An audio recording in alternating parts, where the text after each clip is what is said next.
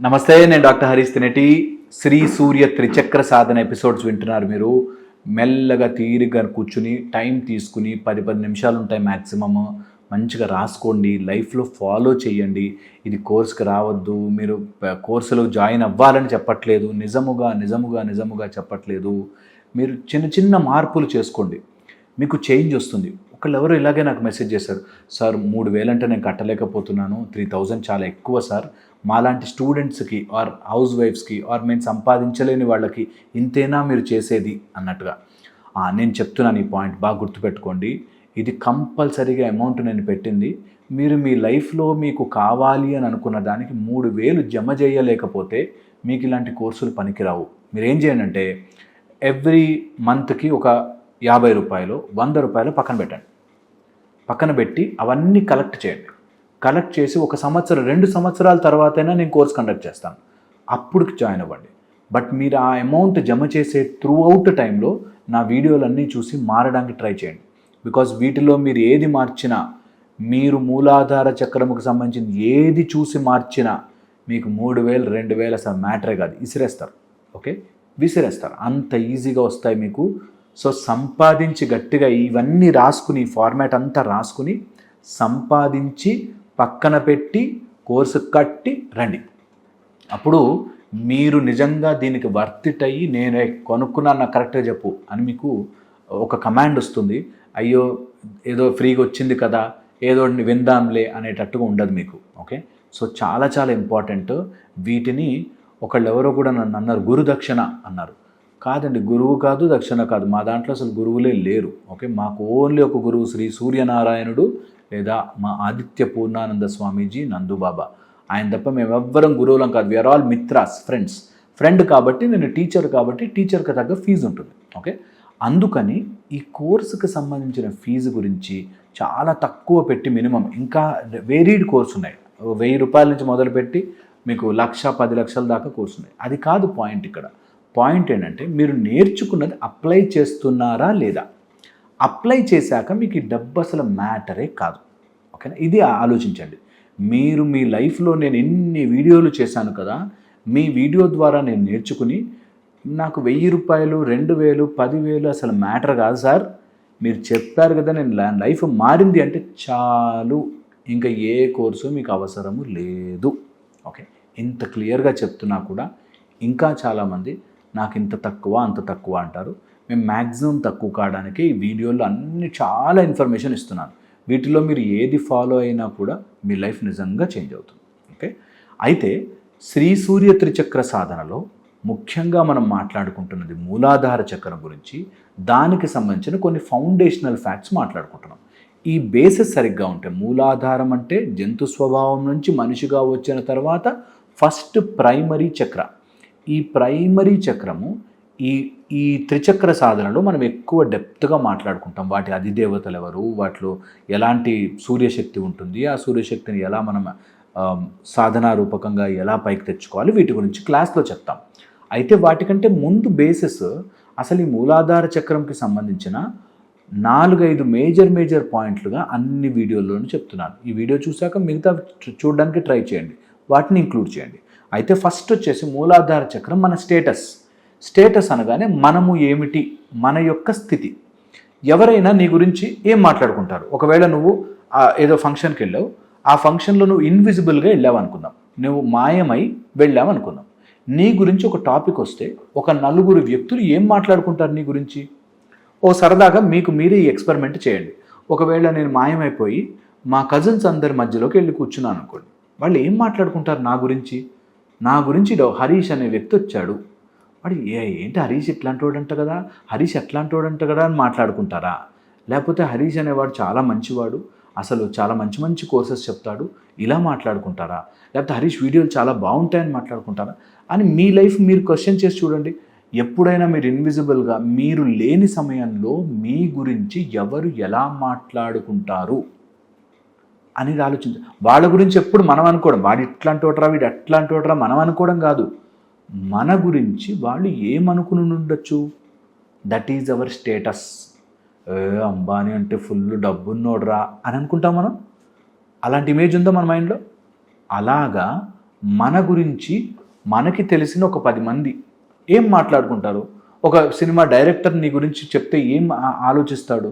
నీ మీద ఒక సినిమా తీయాలంటే ఏం తీస్తాడు? ఎప్పుడు ఏడుస్తుంటాడు రా, ఎప్పుడు కంప్లైంట్లు రా, ఎప్పుడు అప్పు అడుగుతాడు రా, అప్పు ఎగ్గొడుతుంటాడు రా, ఇలా మాట్లాడుకుంటారా? ఎప్పుడు చూడు వాడు ఎంత గొడవలు ఫైట్లు అని మాట్లాడుకుంటారా?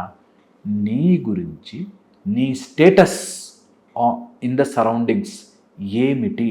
నీ భార్య నువ్వు లేని టైంలో నీ భార్య ఏం ఆలోచిస్తుంది నీ గురించి? నచ్చగాడు టార్చర్ పెడుతున్నాడు, నన్ను ఎప్పుడు పెళ్లి చేసుకున్నాను ఇన్ని అని అనుకుంటుందా?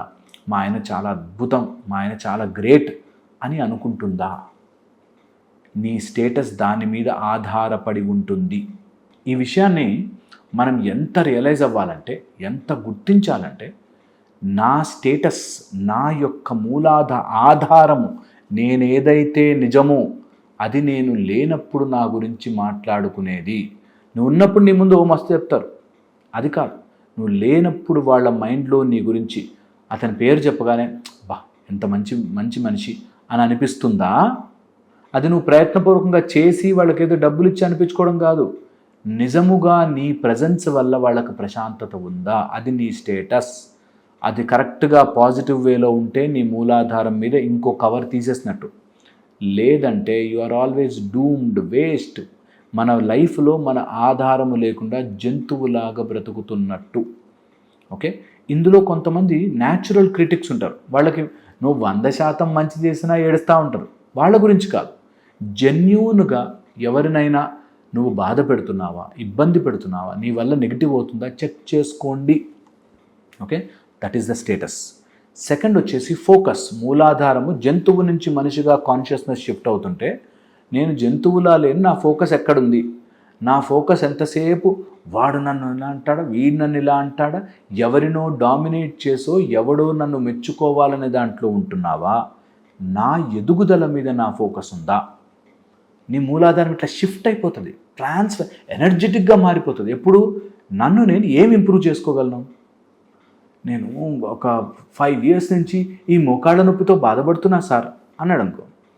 5 years నుంచి మోకాళ్ళ నొప్పితో బాధపడుతున్నాడు. ఎవరి మోకాళ్ళు? నీవి. ఎవరు తగ్గించుకోవాలి? నువ్వు.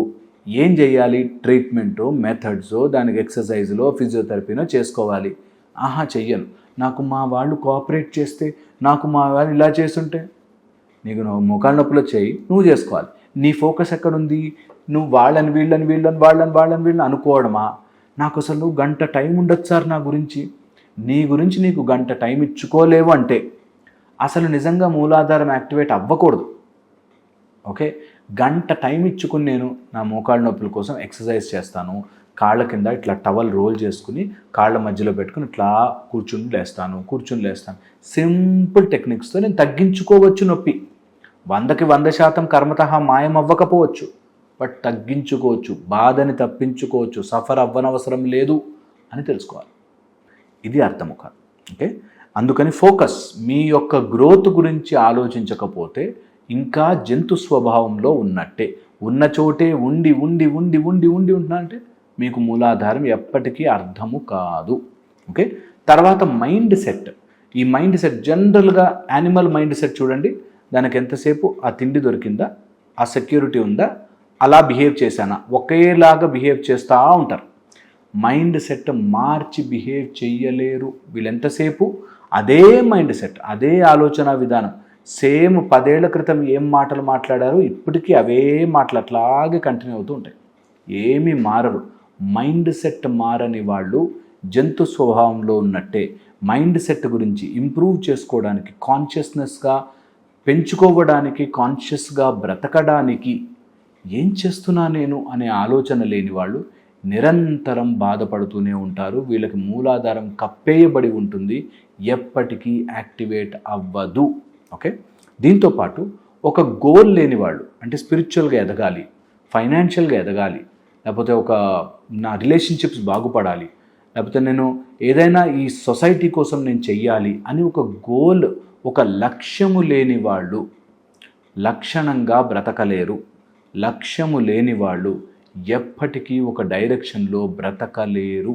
ఓకే, ఇది నిరంతరం మనం అనుకోవాలి. నాకు ఒక గోల్ ఉండాలిరా. ఓకే, ఇంట్లో వాళ్ళు ఉన్నారు, ఇవన్నీ ఉన్నా, అన్నీ జరుగుతూనే ఉన్నాయి. నాకంటూ ఇది ఎస్టాబ్లిష్ చేశాను అని లైఫ్లో, నేను ఇది చెయ్యగలిగాను, నా కోసం నేను చేసుకున్నది ఇది అని ఒక్కటైనా లేని వ్యక్తి ఎందుకు ఇంకా లైఫ్ కదా. సో మీకోసం మీరు ఒక గోల్ పెట్టుకోండి, అది సాధిస్తా నేను లెఫ్ట్ హ్యాండ్తో రాయడం నేర్చుకుంటా. చిన్న గోల్ పెట్టుకోండి, ఒక 4 రోజుల్లో తమిళ్ నేర్చుకుంటా, మలయాళం నేర్చుకుంటా, లేకపోతే ఒడిషా నేర్చుకుంటా, ఇంకేదైనా భాష నేర్చుకుంటా, లేకపోతే ఒక ఫ్లూట్ నేర్చుకుంటా, ఒక గిటార్ నేర్చుకుంటా, ఒక కోడింగ్ ఏదో ఒకటి నేర్చుకుంటా. అది నాకు డబ్బులు ఇవ్వనో అవసరం లేదు, బట్ నేను ఒక గోల్ పెట్టుకుని సాధిస్తా. ఈ నెల ఎండ్ తర్వాత నేను ఒక 5 కిలోలు తగ్గుతా. ఒక్క గోల్ మన కోసం మూలాధారం మీకు ఓపెన్ అవ్వడం మొదలవుతుంది. నేను చెప్పింది ఆలోచించండి. మళ్ళీ ఇంకో వీడియోలో కలుస్తాను. చిన్న ప్రయత్నం అండి జీవితాన్ని మారుస్తుంది, నిజం ఇది. మళ్ళీ ఇంకో వీడియోలో కలుస్తాను.